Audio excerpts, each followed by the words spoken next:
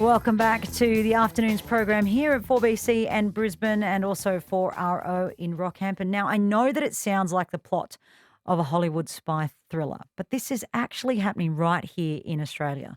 North Korean secret agents have been using AI, fake IDs, and then laptop farms to score remote IT jobs within Aussie companies.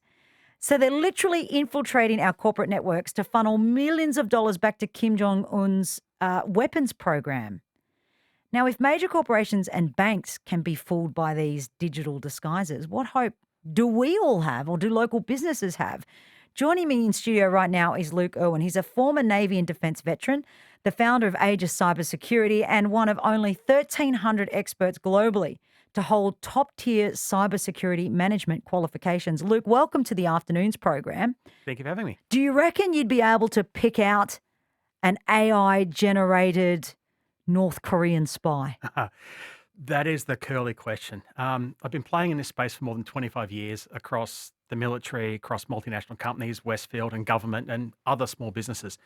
Looking at the level of sophistication that these hackers and threat actors are using, the ability to discern the fake from the real is a genuine problem. Yeah. If we look back to what happened to the Commonwealth Bank over the last year with $1 billion in fraud against their loans department because of AI generated accounts, it's next to impossible for the average business owner who isn't working at like the large enterprise level to try and discern that, because at the big end of town, they're struggling with this exact same question. And that's the thing. If these North Korean operatives are using AI and deep fakes to trick, Aussie HR departments into hiring them, what hope do we even have? It's very hard to discern real versus fake. And this is one of the challenges which has occurred time and time again over the last few years. When we look at the size and scale of the data breaches we've had from Optus, Medibank, Latitude, Qantas, that's created this exceptionally rich data set for the hackers to basically compile to create you. They can then generate a fake payslip, a fake rates notice, a fake phone bill, because they have all those details on you, and present that to an HR department to employ someone. Now, if they can use an AI overlay to deep fake something that looks like you, or it doesn't even have to look like Doesn't you. even have to, yeah. Yeah, they can just generate a picture and go, this is who I am. Yeah. You've then got this challenge of how do we verify and validate that actually is this person? You then got the flow-on problem. If they're actually impersonating you specifically for that job, Yeah. what's the ATO going to think when you've now got two full-time incomes, and why have you only paid tax on one of them? Oh, God, the So, implications. so, and then you've now got to argue with the ATO, for which there is no winners except for the lawyers. Yeah. Uh, so Yeah. yeah, it's a very, very curly challenge to try and address. It's true, because I just scratched the surface, and I think this is a fascinating, like I said, it seems like a plot from a Hollywood film, right? And when you've got ASIO coming out and giving this revelation, you're just scratching the surface, because you're right. The implications are far reaching. Yes. And people that are caught up, like I've been caught up in scams, and that's when it was really simple.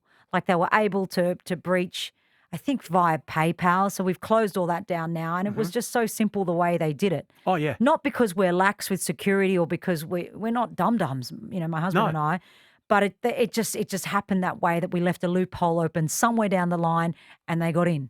No, But this is extraordinary. the hackers and threat actors, they are incredibly resourceful. They are highly motivated, highly corporatized organizations. Like, they're all generally backed by cybercrime or by organized crime or by foreign regimes to be able to conduct this type of work.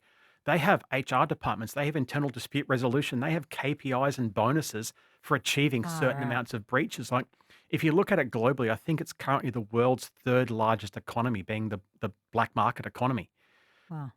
The quantity of money that is generated by these people is just insane. And as a result, the organized crime has basically jammed their thumbs in and gone, this is part of our world now. There's no easy answer other than having the right defenses and the right structures, or what's called defense in depth, in place. So you haven't got just one thing. Like, to protect your account, Yeah. you've got a password. Yeah. Great. Set up multi-factor authentication. That's one of the easiest things to do. You get an SMS or an email, or you get an authenticator app, and that also verifies and validates you are who you say you are. That takes it from being a fairly simple to compromised scenario to a very complex to compromised scenario. Yeah. It's one of the easiest things you can do. I guess the other thing is it's easy to think about this. When ASIO comes out and says we've got North Korean spies amongst us, it's on a much bigger scale. Maybe it's a big tech company or a big Mhm. company. But now, when you think about it, Queensland is the stat now accounts for 28% of all cybercrime reports in Australia. Why is our state suddenly in the crosshairs? Why are we? Are we? Is it because we're just really too laid back here in Queensland? Like, what's the Yeah, deal? there's a couple of reasons there. One, Queensland generally has from what I understand, a much higher aging population, and they will be more targeted by a lot of these scammers. Right, First thing, they're generally seen by the hackers as being a softer an or easy easier target. target. Exactly. Mm. The amount of phone calls I get from my dad going, "Hey, Telstra's telling me Yeah, this," is like, "Dad, Telstra doesn't care if you have a virus on your phone. yeah. Like, it doesn't work that way. I Just hang up know. on them, please." Yeah. So, generally speaking, those who haven't been brought up with technology tend to have a lower understanding of and tend to be far more victim. Hmm. Second one is there's generally an underinvestment or a misperception in the small and medium business sector, and Queensland has a much higher rate of small and medium business compared to, say, Sydney and Melbourne.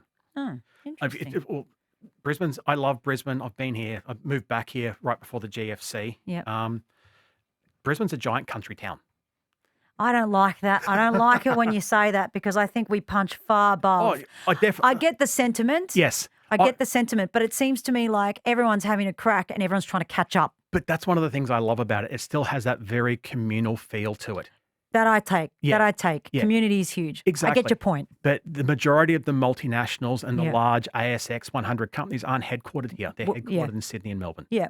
So We're as a the result, underdog. yeah. So Yeah. we've got the satellite offices here, and the other still decent sized firms here, like the 20 mils, the 50 mils, the 100 mil turnover firms. They're nothing to sneeze at. But Mm.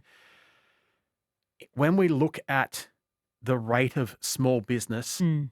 they generally underinvest in cybersecurity and technology in that regard. Oh, we'll be right. There's nothing to worry about. We Yeah. have nothing of value. We're not a target. The best analogy I've got there is if we look at cybersecurity on a scale of, say, 1 to 10, most small business, 2 or a 3.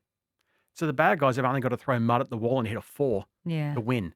Yeah. So you don't have to There's do some good much. odds. Yeah, exactly. So, Mm. and these attacks, they're not necessarily targeting you explicitly. Mm. They're literally setting up a server to shoot out hundreds and thousands of attacks against essentially your IP address or your internet address where to find you. Yeah. And if only 0.1% actually land, they've managed to basically score a blow, which means they can then try and extract resources or extract money.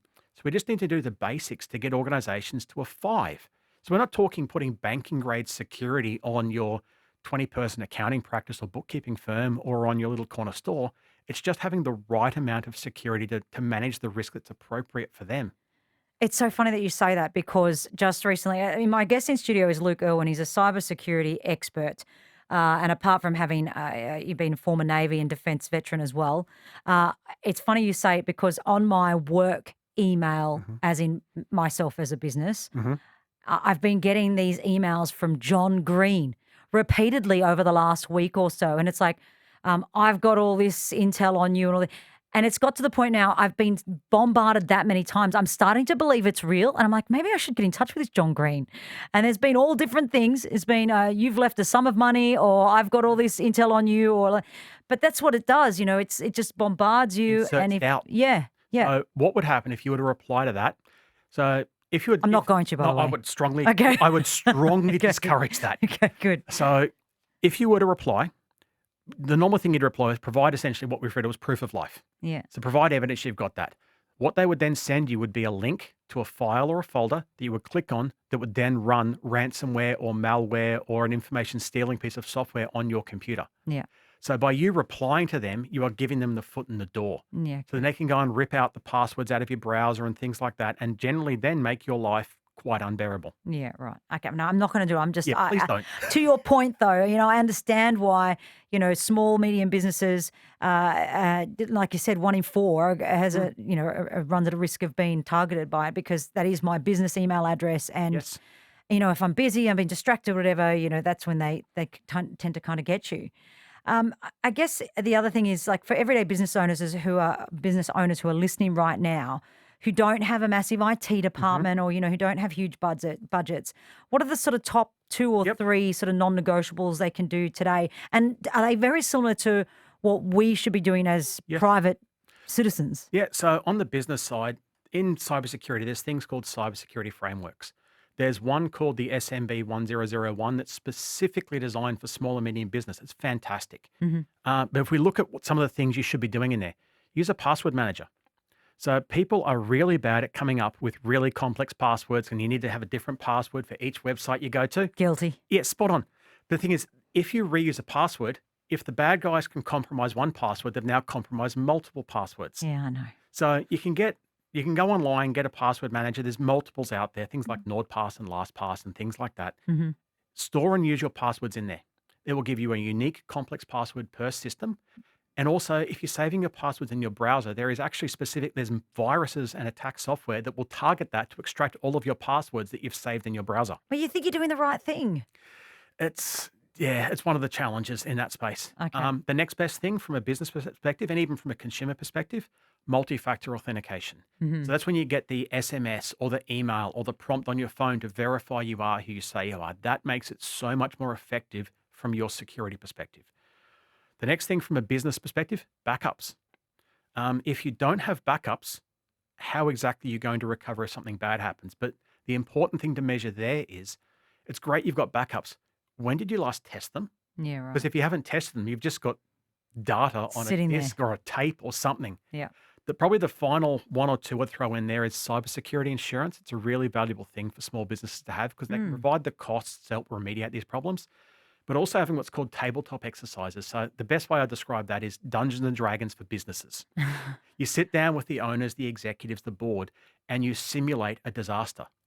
So you walk in the morning and everything has been you've got ransomware showing up on all of your computers. Yeah. What do? Yeah. Because there's one of the things I learned in the Navy is that you do not rise to the occasion.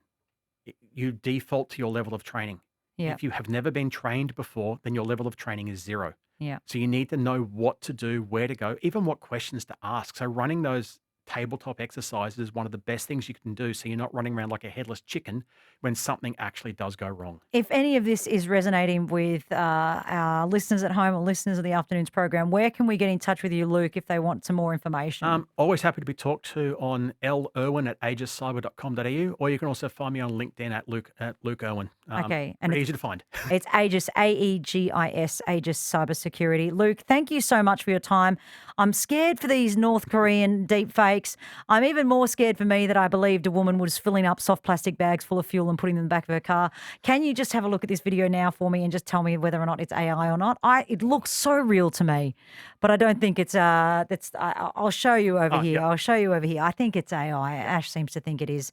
It's hard to know what's real and what isn't these days. When there was the attack against the Colonial Pipeline system in the US a few years back, there was footage of people filling garbage bags in their boot with petrol. And was that real or fake? That was real because the AI video wasn't at that level yet. That was like 4 or 5 years ago now. See, Ash, it could be real. There could be someone that dumb out there hoarding fuel in plastic bags. Luke, thank you so much for your time. I'm sure we'll catch up with you, no doubt, very soon. Thank you for having me. All right, we'll be back with On This Day after this. A workplace is more than just walls and paint. It's where your team shows up every day.